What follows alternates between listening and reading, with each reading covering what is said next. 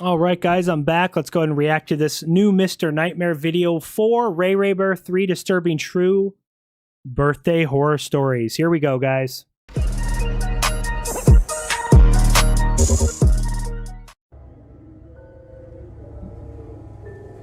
You gotta love a good birthday story, right? Yes. I'm not a big birthday celebrator. I'm not the type to make a big thing and invite all my friends out or throw a party. My close friends know this, so usually I'll do something more low-key with my family or close friends. One year in particular, after I went to dinner with my family, 3 of my friends were texting me trying to make friends out or throw a party. My close friends know this, so usually I'll do something more low-key with my family or close friends. One year in particular, after I went to dinner with my family, 3 of my friends were texting me trying to make plans to go out and do something. Not out to bars or anything, we were only 19 at the time and didn't have fake IDs.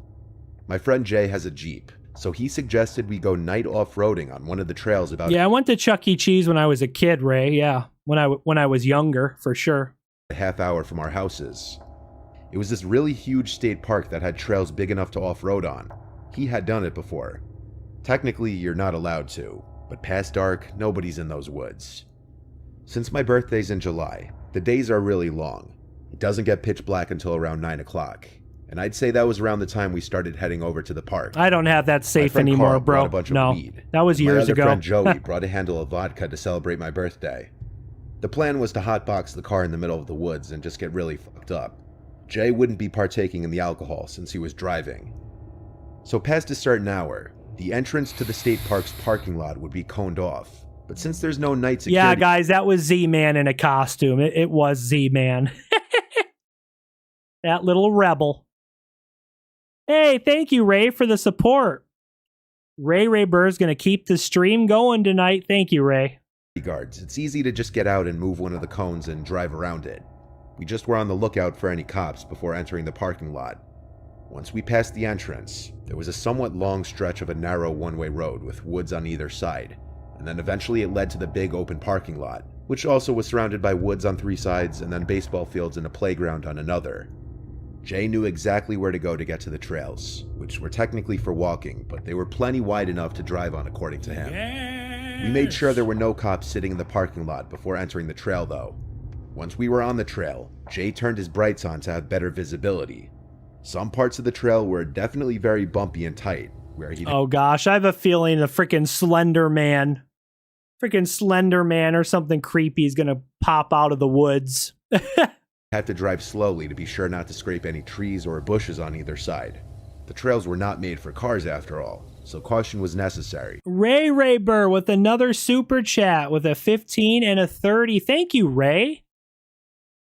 Thank you, man. I appreciate the support. But it was definitely fun at first. The trail would open up, or there would be drops. Ray Burr's been a long time like subscriber to the channel, so shout out to Ray. He rolled and started passing it around. When we were deep enough into the trails, Jay stopped the engine and turned off the headlights. We sat in the car with the music playing and the bottle being passed around. The music was pretty loud too, so when all of us thought we heard something from outside, sat in the car with the music playing and Carl lit up the joint he rolled and wanted to move out of that, telling my friends I heard footsteps in park ride. Guys, I thought the video just froze, but I think it's just part of the video. It just like stopped. Carl lit up the joint he rolled and started passing it around. When we were deep enough into the trails, Jay stopped the engine and turned off the headlights. We sat in the car with the music playing and the bottle being passed around. The music was pretty loud too. Stop the car, so that when makes all of us sense. thought we heard something from outside, we genuinely went silent and looked at each other. Sorry, Kelly. Jay turned off the music, and we all said basically at the same time, "What was that?" Or "Did you guys hear that?" We all agreed it sounded like a high-pitched screaming. Jay turned the head. I remember years ago when you was in the security shack. We would react to scary videos every night. I know, Ray. Those were good times, man. I would live stream on my shitty-ass phone. I had this cheap smartphone at the time. I would live stream like every night because I was bored in the guard shack. Those were good times. Headlights back on, but we didn't see anyone in front of us. Still, we wanted to move out of that immediate spot, so he drove a little further down the trail. Once we stopped again, we agreed it might have been a female fox we heard. From here on, we hung out with the music a bit lower. Oh yeah, because a fox. We were just chilling, making mixed drinks. A fox scream can sound like sang me happy birthday really like a loudly human. as a joke. Eventually, I had to go pee, so I just got out of the car and took a few steps off the trail into the woods. I'm not a photographer, Alex, so no. I heard what I swore were footsteps nearby. I cut it short and went back into the car, telling my friends I heard footsteps. Jay turned on his headlights again, and he and I being in the front seats were the first. Oh no, not footsteps. Oh, this is not gonna end well. To scream when we saw somebody standing about 10 feet in front of the car on the side of the trail. It was a woman with her hood up. We expected her to do something. A woman with her hood up? What? Jay rolled down his window and asked, "You all right?" The woman then backed slowly into the woods until she was out of sight. It was at this moment that Carl, in the back, somehow while zonked out of his mind, noticed something horrifying. I still remember the moment he said, "Guys, we're surrounded." And all of us started looking around in the woods. And there had to be at least 3 other people dressed in sweaters with the hoods up on different sides of the car, all looking at the car though. Mind you, this was not a cold night, it was the middle of July. They were all standing right off the trail in the woods. Carl in the back seat. Patrick, thank you for gifting a membership. Thank you, Patrick, another OG DKRACK subscriber. Patrick's been around for a long time. You know what, guys? I was excited tonight because I haven't done a scary reaction stream in a long time. When I started the stream, there was only like 10 people in here, so I'm like, oh no. I wonder if everybody's in bed, or most likely YouTube probably didn't send out notifications to my subscribers. So I'm glad I have more videos to react to. I don't really have a time limit tonight. I don't have anything going on tomorrow, so if I have to stream for a long time, I'm good with that as long as I have videos and stuff to react to. So I'm glad some more people showed up in the stream. I hope you guys are having fun.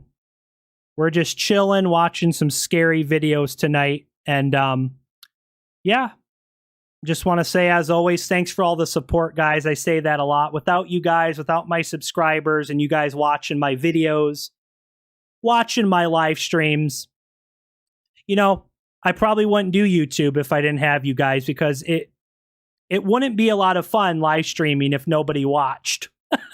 So thank you for all the support, guys. I appreciate it. Screamed, causing us to turn around and see a man standing right outside the back windshield looking in. The red glow from the taillights created this creepy red glow in the guy's deadpan expression. I screamed, yeah, my kids started school yesterday, Ray. Yesterday. He put the car in drive and went as fast as he possibly could over the various rocks and bumps in the trail. We were all freaking out, and the way off that trail took way too long. But when we finally reached the pavement again through another exit of the dirt trails, I know we were all relieved. Really, Clarissa? Chelsea, I didn't get a notification. Same thing. Yeah, Clarissa, that seems to be the issue. Because, yeah, when I started my stream, there was only like 5 or 6 people in the stream, and then there was like 10 people, which the 5 to 10 of you who were in here, I appreciate it. But normally I have, 30, 40, 50 plus people in my stream. I'm like, it's weird. YouTube must have just not sent out notifications tonight or something, which at least you guys figured out I was doing a stream. Jay, the most sober out of all of us, told the rest of us who were either drunk or really high that we're going straight home.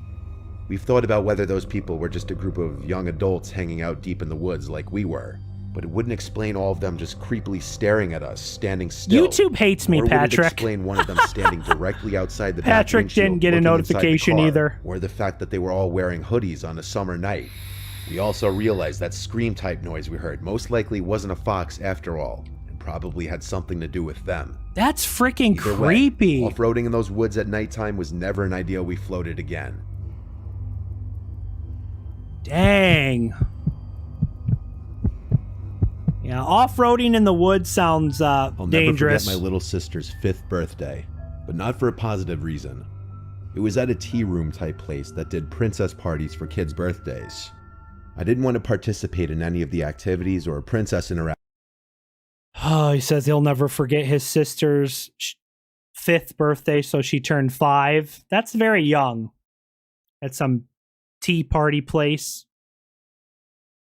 Don't tell me there's some creeper or some kidnapper there who tries to kidnap the sister. There's a lot of creeps out there. Trust me, I have 2 boys and a little girl. When I'm out in public, you got to keep a good eye on your kids because there's a lot of creeps out there, unfortunately. Actions since I was worried about people thinking I was a baby, like a typical tough 6th grader. Instead, I was playing on my DS in a chair in the hallway when a random woman approached me and asked, "Hey, you're Gloria's kid, right?" Gloria is my mom's name, so I told her, yeah. This lady tells me that she's my Aunt Sarah and that I was probably too little to remember the last time we saw each other. Exactly, Connor. She started talking about how big I had gotten and asked how I was doing in school. I was pretty used to these kinds of interactions with relatives, so I didn't question it at all and gave the usual answers. Sarah then told me that she brought a large dollhouse as a birthday present and needed help carrying it out of her car. No! She told me that she also had brought another cake and offered me the first slice if I helped her. I was almost 12, so I was taught about creeps and the fact that this was an almost text. This lady is getting the 12-year-old brother away from the 5-year-old sister. This lady's trying to separate them.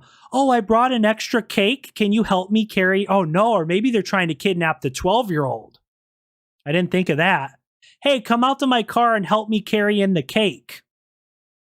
Hell no. Not without my mom or dad, no. If I was 12. Textbook kidnapping scenario. But like I said, these kinds of interactions were super common in my family. I also admit that I made the mistake of trusting Sarah more because she was a woman.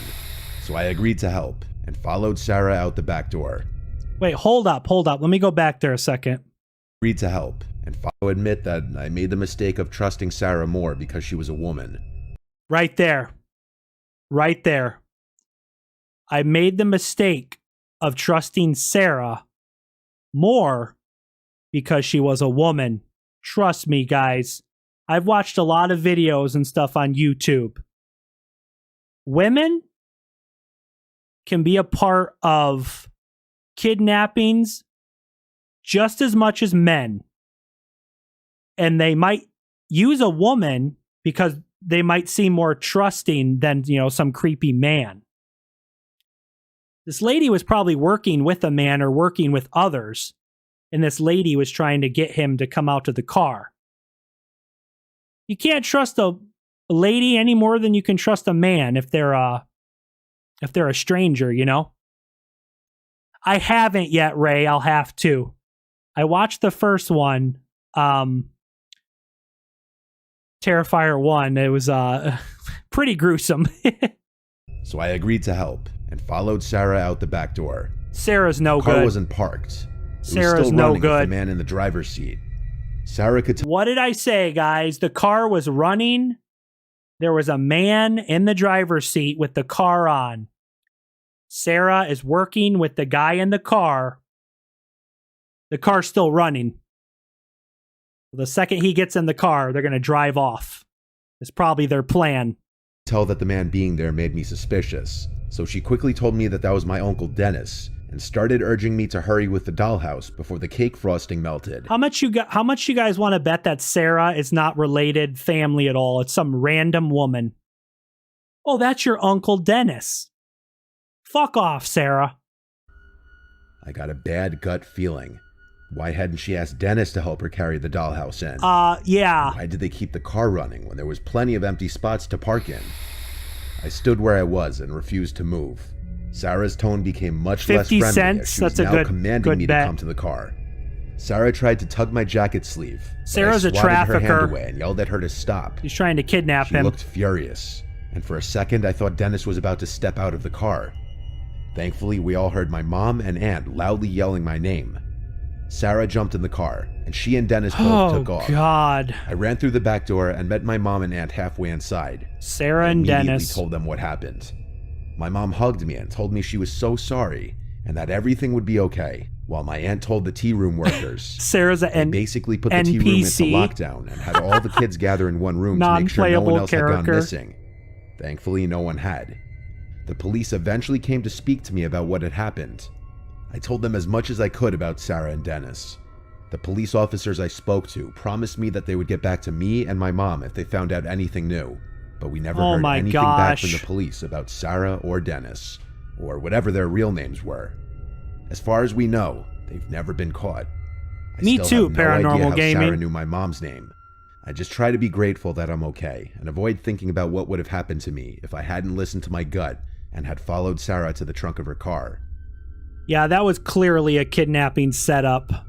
Thank God the kid had some instincts and ran away. My uncle is really well off, and has a really cool house on the water with a huge backyard and pool. So for my 21st birthday, he let me use the backyard to throw a big party since he was out of town for the month anyway. Since it was my 21st and I wanted to go crazy, I invited all my friends and told them to invite all of their friends, just as long as they bring their own beer. The party started at 8. I think you did, Sub-Zero. Thanks, man. System in the yard that was perfect for parties. I just plugged my burner phone in and put on a music mix that was good for parties. I told everyone that I invited to stay out of the house though unless they were going to the bathroom. It was strictly a backyard party. I quickly realized there were more people than I was anticipating. Almost all of my friends who I invited showed up, with extra people accompanying them. And then on top of that, people I didn't even recognize were walking in groups together through the gates. Oh gosh. I had to assume everyone here was invited by people who I invited. But when there were easily more than 80 people in the backyard, I started getting anxiety about the cleanup and potential damage I'd find tomorrow. I tried my best to keep an eye on who was going in and out of the house. It was a long night though, and being the birthday guy, I did get distracted often. The party got way more crowded before it started to slow down. What's up, Sinister? How are you, bro? And eventually police came and shut down the party because multiple neighbors complained. So I had to tell everyone to leave except— Oh no, the neighbors were complaining the party was too loud. Uh-oh. For a select group of my friends. There were about 10 of us left outside by the pool, and these numbers dwindled down until it was just myself and my friend Rob. Nothing worse. My uncle told me I can't have anyone sleep over. But honestly, I didn't think it would hurt if only Rob stayed over. He was blackout drunk anyway, and would easily just pass out on the couch. I walked him inside, then went back outside to lock both gates, then locked the back door.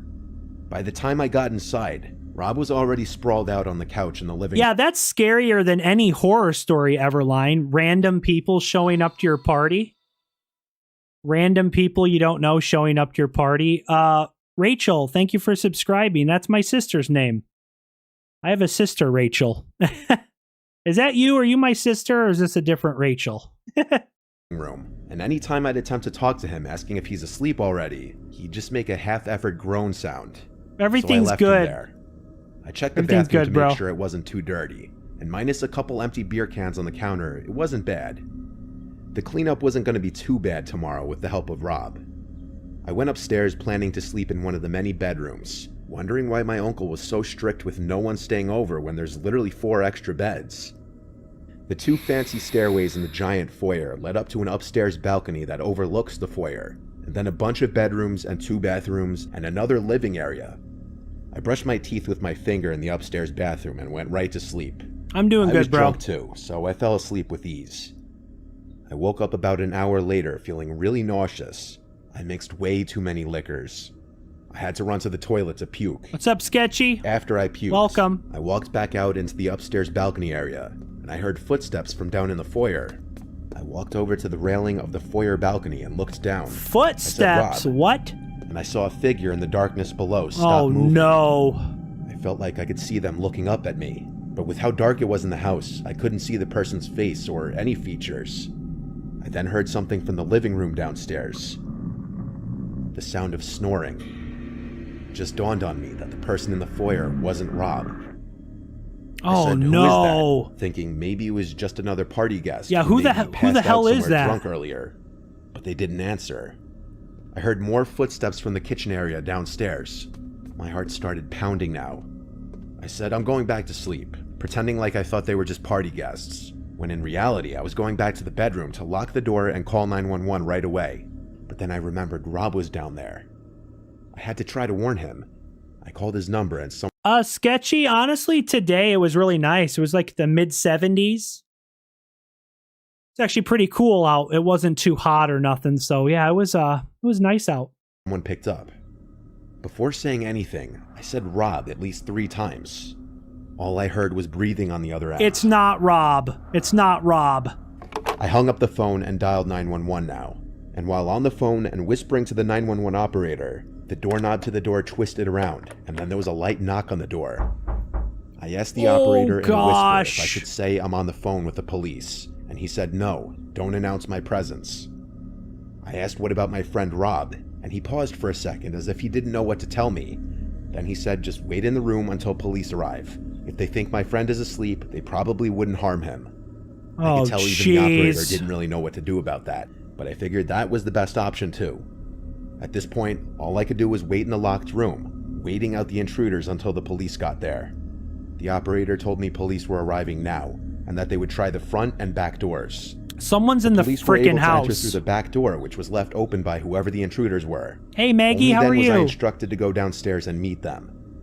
I woke up Rob and explained everything to the police while he listened, still drunk and confused.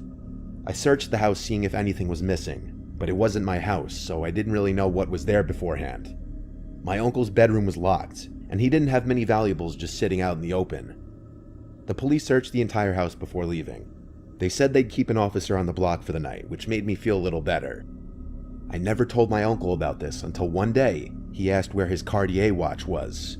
Apparently it was stolen right from the kitchen drawer. Oh, something was stolen. Oh gosh. By one of the intruders. It was then that I had to tell him the truth, and obviously he was anything but happy. He never asked me to reimburse him for the watch, but he also never allowed me to throw any kinds of events at his house again, and I can't blame him for that. Jeez. Well, guys, this was 3 disturbing true birthday horror stories by Mr. Nightmare. Gonna leave a like on it. This was requested by Ray Burr.